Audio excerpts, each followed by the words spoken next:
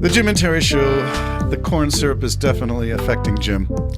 We're having elevated language and tone and conversation. We're getting, I don't know, in some context that might be called filled with the Holy Spirit. Hallelujah. Jim's getting... that wasn't tongues. That was not tongues. I don't even know why I did why I slip did of the that. tongue. No, it wasn't. Maybe I was speaking or Okay. I'm going to take this in a statistical level because I swear by data. I swear by measurement, quantify this and that. And numbers don't lie, but people can make the numbers misrepresent. Oh, yes, for sure. So it's the people who lie, not the data. The science is science, numbers are numbers, math is math, but people, whether you are doing a research for a tobacco company in the 1950s and 60s, the Surgeon General, before he issued the warning on the sides of cigarette packages, they were advertising with doctors in lab coats smoking. Well, sure, you can have a graph. It went up 0.0002, but make the graph really big. That's a 0.0012. And as to where it was before, there's all kinds of ways to manipulate. Right. We can manipulate the imagery of statistics. But again, that's manipulation. The data is the number. Well, yeah, the data is exactly the same, but it might have gone up or down for a blink, or it could have it may go up every March or something. This week, the temperature will go up in the summer. Well, here's a data point for you to begin a discussion, and it's really, it may be political, but I'm going to talk about it in terms of economics and provable data points of speaking truth to power or lying about stuff.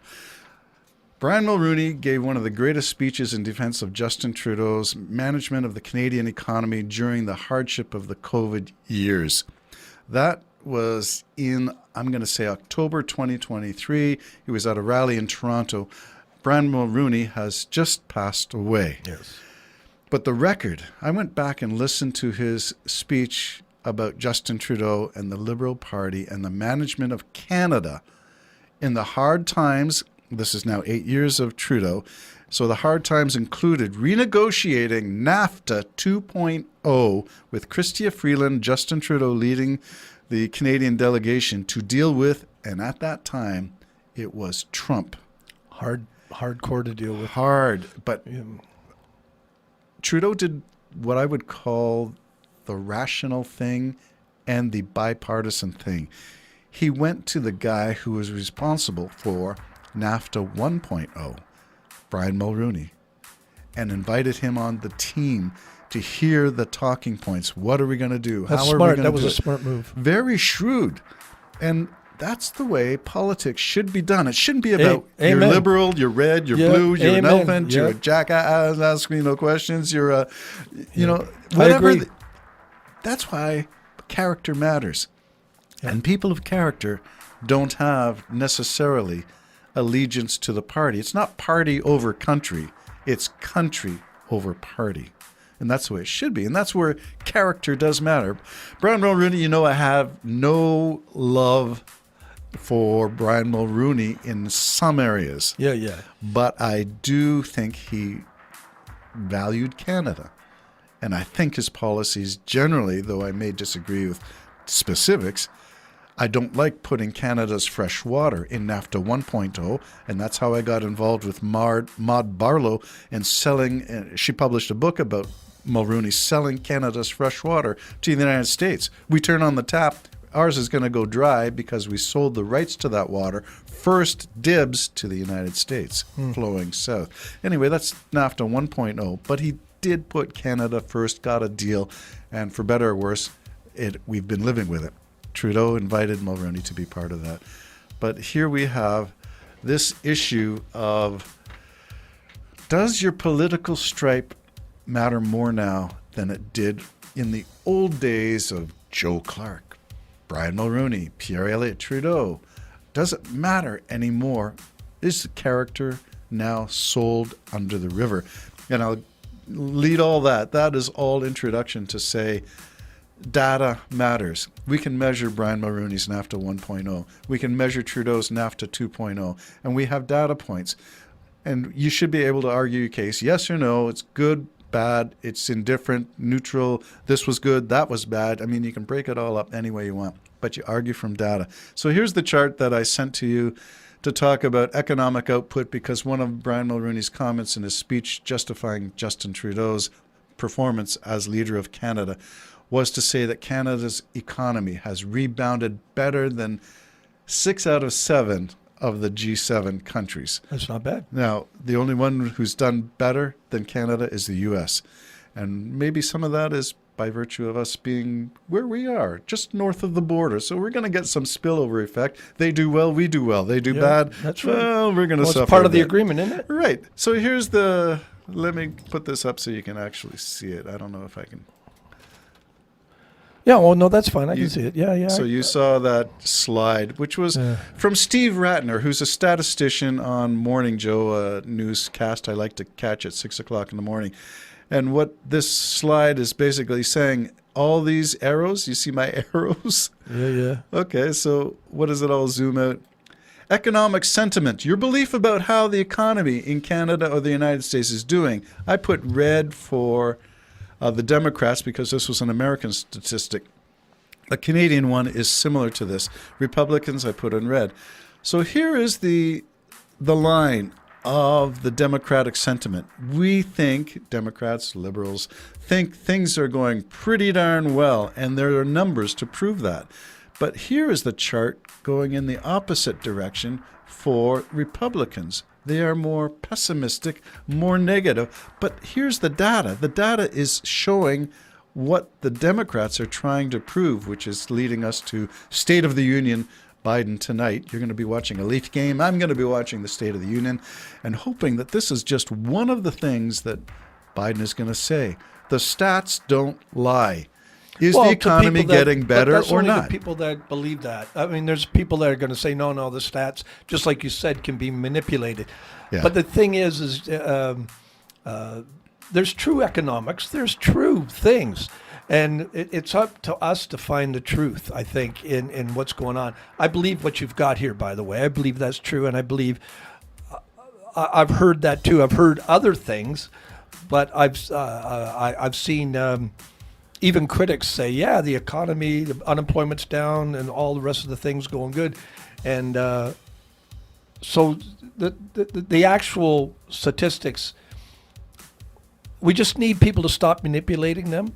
Mm-hmm. You know, this one wasn't even a manipulation on the Republicans. It's just what they think. Yes. It's just how they're thinking because Right. they've been told to think that way. Right. So there are three graphs here. One But they also think that Mexican paid for paid the wall. for the wall, and Trump's added a few hundred, I think, miles to that wall. What he said thousand built, whatever he's added to He's it. finished it. I thought he said he finished it. Well, and Mexico paid for it. Anyway, you're right. So this is a sort of tale of two parts here. One is the basis of this economic sentiment. Sentiment is a feeling. So you're right. It's how we feel about things. But the graph shows measurable ways. So the key kicker for me was Fox this week. This is Thursday, so it was on Tuesday, this slide.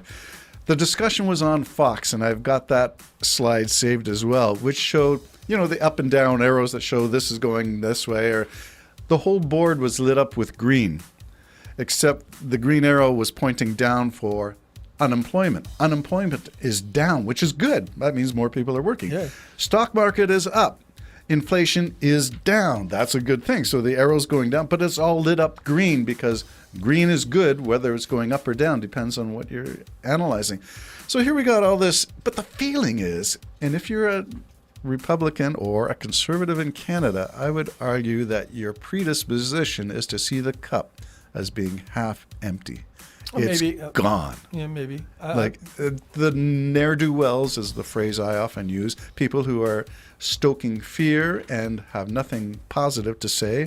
No policy choices that it was like helping. when we were talking about our freedoms being taken away. We've never been more free. Right. So I don't know what you think of the freedom. I don't have to vote if I don't want to. I can vote whoever I want.